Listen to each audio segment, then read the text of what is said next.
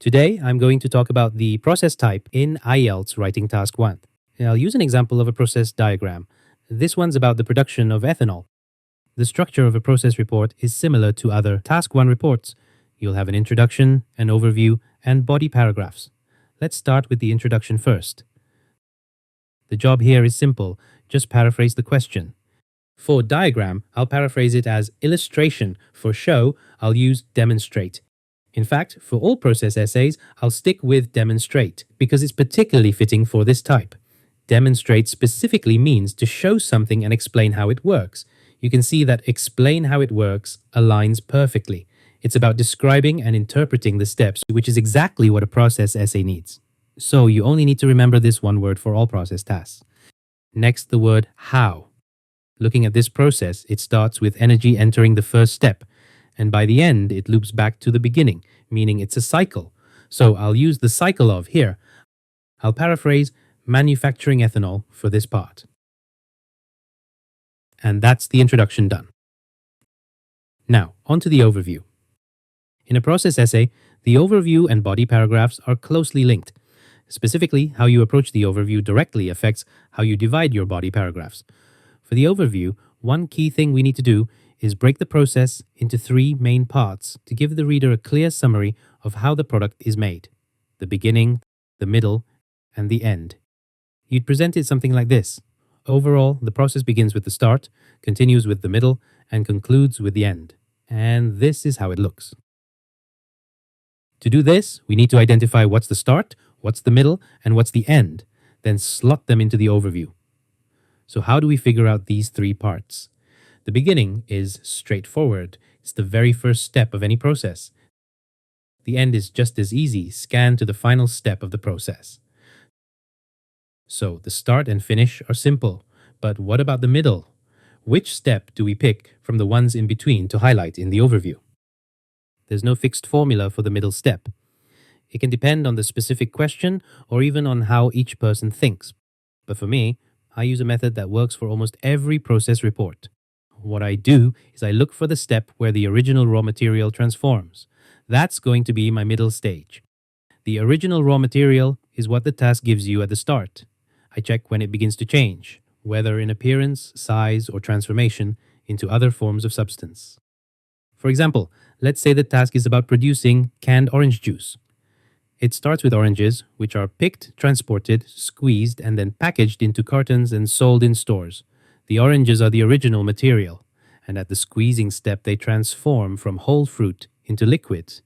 That's the transformation step I'd pick as the middle stage. Another example, a diagram about making olive oil. It begins with olives, which are picked, washed, crushed into a paste, and finally bottled as oil.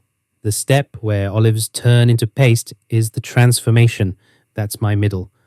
One more, a process for making a wool sweater. It starts with shearing wool from sheep, spinning it into rolls, then knitting or sewing it into a sweater. The step where sheep's wool becomes rolls is the change. That's my middle. Back to our ethanol process, it starts with trees absorbing energy from the air. Then they're harvested, fed into machines, and come out as cellulose. The original material is trees, but by this point, it's no longer trees. It's something else which is cellulose. That's the transformation, so I'll pick this as the middle step. From trees to cellulose. So we've identified the 3 main parts to summarize for the examiner. One small thing left in the overview is to tell the examiner how many steps the process has. That's easy, just count them. This process has 9 steps in total. That's the core of the overview. Now let's write it. Start with the number of steps, then introduce the first step, the middle, and finally the last step. And there you go, a complete intro and overview. Now, onto the body. As I mentioned at the start, how you write the overview ties directly into how you split the body paragraphs. We just divided this process into 3 parts for the overview. For the body, I'll put all the steps from the start to the middle in body 1, and from the middle to the end in body 2. So body 1 will cover steps 1 to 4. And body 2 will cover steps 5 to 9. Once you've divided the paragraphs, always remember to write a topic sentence for each one. This helps the examiner immediately understands what each paragraph is about. The simplest way is to say, Body 1 is the first 4 steps, and Body 2 is the remaining steps. But to impress the examiner and to make your report more professional, there's a much better way to write topic sentences. Body 1 covers the first 4 steps from start to middle. These 4 steps are about transforming the initial material into cellulose. So, I'll use a topic sentence to tell the reader the purpose of these steps, which is to transform the raw material. For Body 2, the ultimate goal is to produce ethanol. So, I'll say that.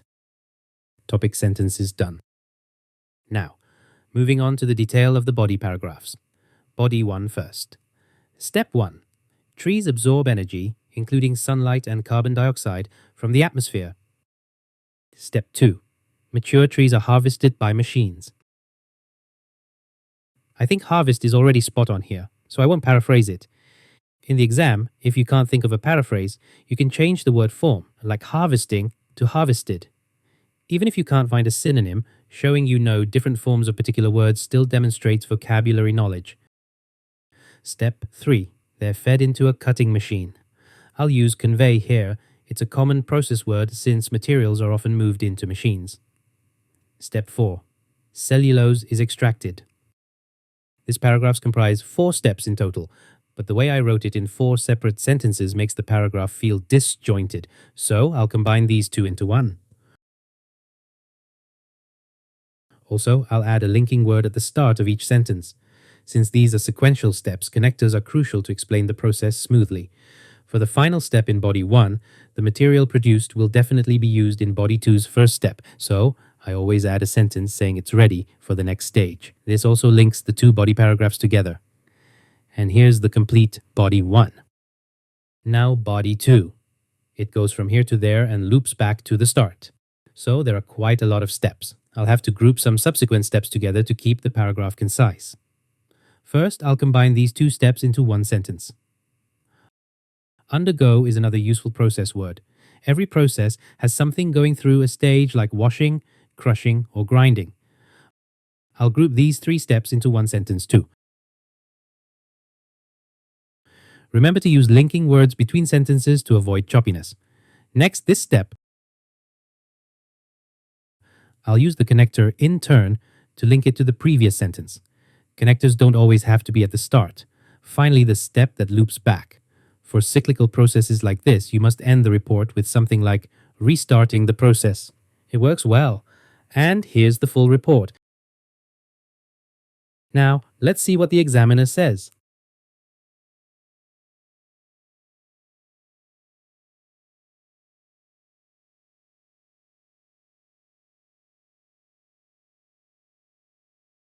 Okay, so we got an 8.5 for this process report, which is really good.